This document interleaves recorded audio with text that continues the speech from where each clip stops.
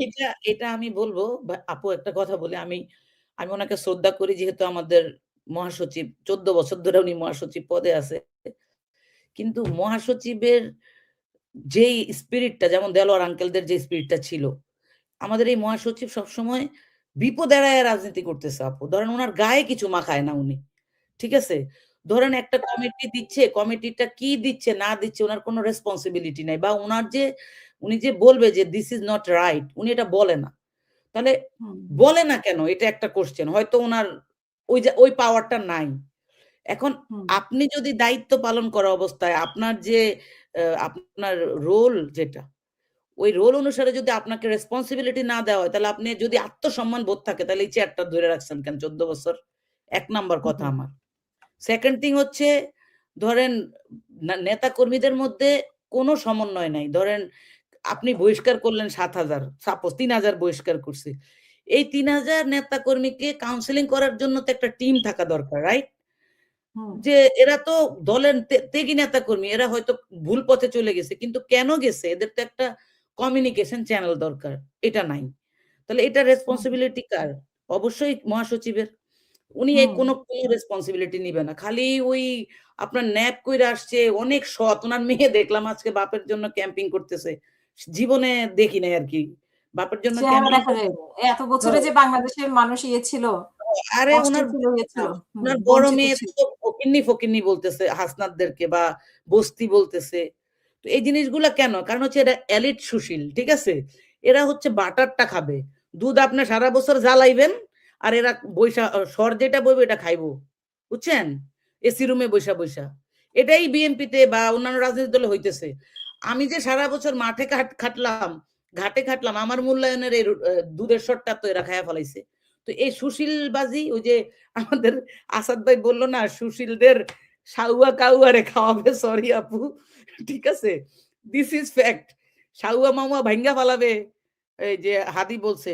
হাদি এই কথা বলছে রুট মানুষের মাইন্ডকে বলছে। সুশীলদের মাইন্ড বলে না। ছি, ছি, ছি বাজে ভাষা ইউজ করে। আমরা এখানে সবাই কিন্তু শিক্ষিত মানুষ।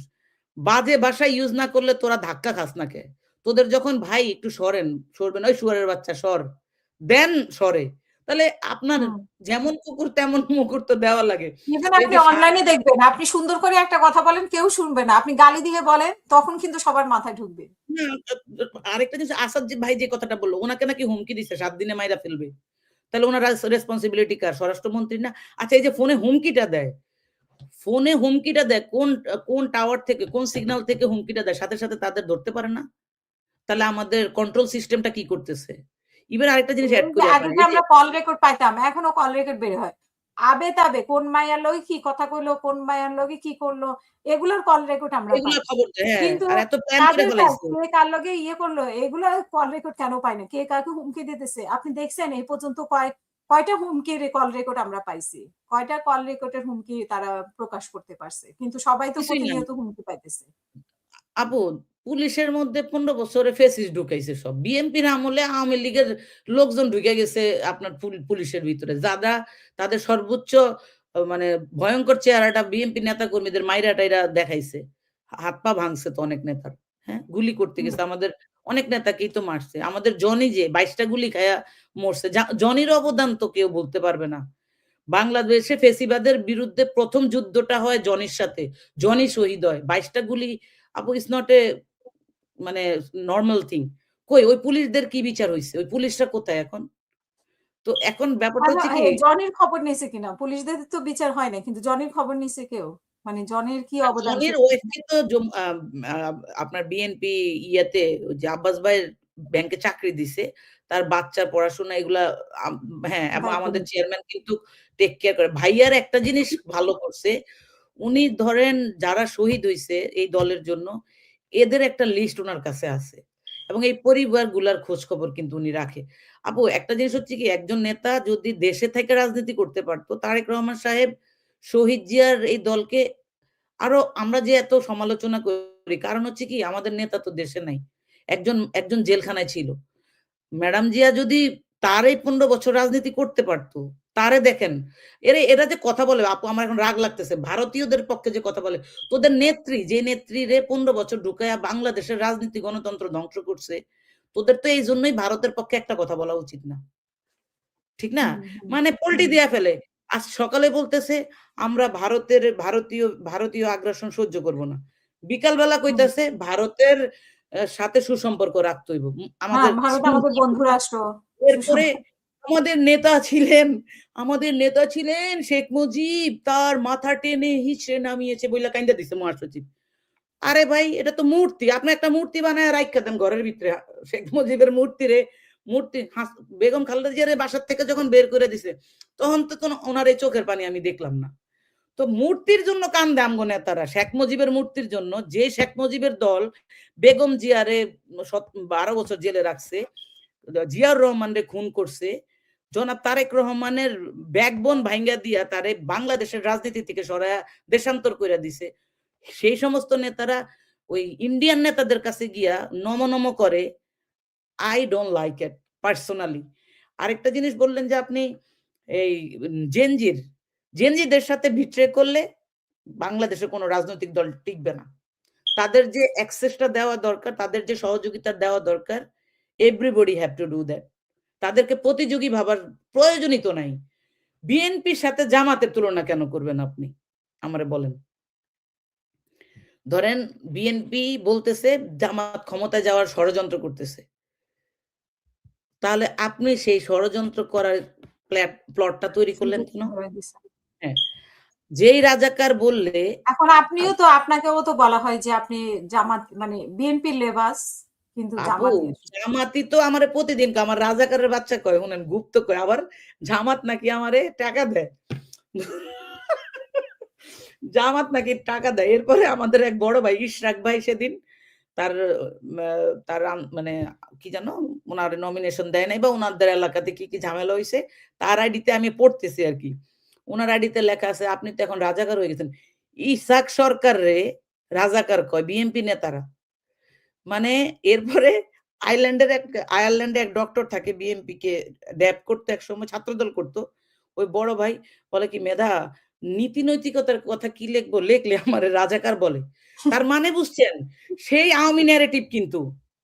আপনার হুম, মানে হাসান মাহমুদ যে ওই যে তথ্য উপদেষ্টা ছিল যে আওয়ামী হুম, লীগের হুম, কোন কথা বললে বিএনপি জামাত।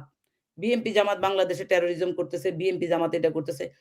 তারপরে রাজাকাররা মানে স্বাধীনতার বিরুদ্ধে শক্তি। এই ন্যারেটিভ এখন বিএনপি নেতারা সারাক্ষণ রাজাকার এই স্বাধীনতা বিরোধী। তোদের এত স্বাধীনতা বিরোধী, এত প্রেম আপা স্বাধীনতার পরে কেন পোর্টটা তোরা থার্ড পার্টি হ্যান্ডেলিং সার্ভিস রে দিতে পারলি না? স্বাধীনতার পরে তোরা করিডোর ট্রানজিট কেন বুঝে নিতে পারলি না? স্বাধীনতার পরে তোরা বাংলাদেশের মানুষের ভোটাধিকার নিশ্চিত করতে পারলি না? এখন তো স্বাধীনতা বাংলাদেশের মুক্তিযোদ্ধারা প্লাস্টিকের স্যান্ডেল পইরা ঘুরে। তাদের বউদের আপু কোন চিকিৎসা হয় না এই বাংলাদেশে। হুম, একেবারে হুম, চেতনা নিয়ে শুয়ে পড়তেছে সব। হুম, এই হুম, যে চেতনাবাজি কইরা হাসিনা কিন্তু শেষ হয়ে গেছে। তাহলে হুম, তাদেরও তো চিন্তা করতে হবে we should not use the same narrative for our party. রাজাকার বইলা হাসিনা চইলা গেছে আপু। হুম। রাজাকারের বাচ্চা বইলা হাসিনা চইলা গেছে। তাইলে আপনি গণহারে সবাইকে রাজাকার বলতেছে। জানেন? সোশ্যাল মিডিয়াতে আমি দেখলাম আমার কাছে কিছু যার ডাটা বিপক্ষে গেলেই রাজাকার। আপনি দেখবেন যে আমারও কথাবার্তা বা আমার প্রোগ্রামেও যে কথাবার্তা হয়, মানে সারাক্ষণ গালি দিতে থাকে। ঠিক আছে? কোনো এগুলা বিএনপির হচ্ছে বিপক্ষে শোনেন গেলে। এরা বিএনপি কে কিন্তু এটা ধারণ কিন্তু করে আবার জামাতও করতেছে। জামাতের মানে বট বাহিনী বলে, তাদেরও বিপক্ষে গেলে তখন আবার মানে ইয়ে করে। তারাও শুনেন কিন্তু জামাতের বট বাহিনী তো আছে। ঠিক আছে? জামাতের বট বাহিনী ব্যাশিং করে এবং জামাতের বট বাহিনী তাদের বিরুদ্ধে কোন ন্যারেটিভ দাঁড়াইলে সেটারে রিপোর্ট কইরা ওরা কিন্তু ফেসবুক থেকে এগুলা সরাইয়া ফেলে। হ্যাঁ? হুম, আবার জামাতের যে বট বাহিনী কি করে? পত্রিকাতে প্রতিদিন বিএনপির বিরুদ্ধে কি নিউজ আছে ওগুলা এনালাইসিস করে বিএনপিকে ওরা ব্যাশিং করে। তাহলে বিএনপি কেন এই কাজগুলা করতে পারে না? নাকি বিএনপির এমন কিছু নাই জামাতের সেটা দেখাইতে পারে না? আপনি আমাদের সারাক্ষণ গাইলাইতেছেন। কিন্তু পাবলিক একটা সময় বলবে কি এটা তো হুদাই গাইলা। কিন্তু হুম, আপনি হুম, যদি আমার গাইলানি বন্ধ করার জন্য যে কাজটা করা দরকার সেটা তো আপনার করতে হবে। বট বাহিনী তো এখন বিএনপিতেও আছে, জামাতেও আছে, এনসিপিতে সব জায়গায় বট আছে। বট শুধু হুম, হুম, জামাতের না এখন। শাহবাগ হুম, বিএনপিরটার নাম হইছে শাহবাগী বট। বুঝছেন? এটার নাম আমি শাহবাগী বট। যারা হুম, হুম, শহীদ হুম। জিয়ার জাতীয়তাবাদ, ইসলামী মূল্যবোধকে বিশ্বাস করে না, নাস্তিকতাকে প্রদর্শন করে এবং বিএনপির ঘাড়ে বইসা প্রগতিশীলের ব্যানারে এরা বিএনপিকে স্যাবোটাইজ করতেছে। ধরেন একটা বাউলকে নিয়ে যখন কথা উঠছে, সে ইসলাম নিয়ে কথা বলছে, সে নবীকে হুম, নিয়ে কথা বলছে, আমাদের হয় চুপ থাকতে হবে, না হইলে আমাদের ইসলামের পক্ষে দাঁড়াইতে হবে। এটাই তো প্রো হুম, হুম। Islamic mentality, right? সেখানে বাউলকে অসম্মান করা ঠিক হয়নি। আমাদের মহাসচিব বক্তৃতা দিয়া বইসা রইছে। ছাত্রদলের পোলাপাইন গিয়া বাউল সংগীত গাওয়া শুরু করছে। মানে কতটা মানে আহাম্মক হইলে এই কাজগুলা করে আপনি আমারে কন। মানে আপনি তো গাঞ্জা রাতে দিনে ছাত্রদলকে গাইলেন। মানে আপনি নিজেও ছাত্রদলে ছিলেন। গাইলেই শোনেন আমি আজকে ক্লিয়ার করি আপনারে। একটা জিনিস টোকাই হচ্ছে কি বলেন। টোকাই বলি কারণ হচ্ছে টোকাই ছাত্রদলের কমিটি দিছে। ছাত্রদলের দায়িত্বশীল নেতাদের পদ দেয় হচ্ছে টোকাইরা। যে ছেলে 3 ক্লাস পাস করে নাই, চাঁদাবাজি করে, পুরা ঢাকা শহরের ফুটপাত-মুটপাত সব ওর দখলে। যেখানেই ফোন দেই যে, "আপা এখানে তো ওই ছেলের" নয়নের পোলাপাইন আরকি। ওই সবাই হুম, চিনে আরকি। হুম, সবাই হেরে নিয়া খুব স্লোগান দিত এমন স্যাবোটাইজ করছে ওর স্লোগান শেষ পর্যন্ত চেয়ারম্যানের উপরে গিয়া পড়ছে দেখেন। তারেক রহমান জানেন নাকি? হুম, হুম, জুলাই আন্দোলনের নায়ক আপনি। যখন ওরা কয় তারেক রহমান জানেন নাকি চাঁদাবাজদের ধরেন নাকি?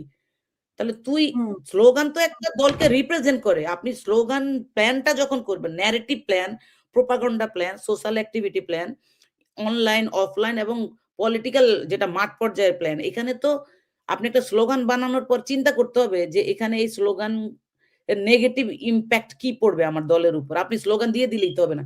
এখন নেতারা বলতেছে এর স্লোগানে নাকি বাংলাদেশ স্বাধীন হয়ে গেছে। ঠিক আছে? তো হুম। আপনি ওইটা কিভাবে দেখবেন? এখন আমি যে জিনিসটা আপনার বলি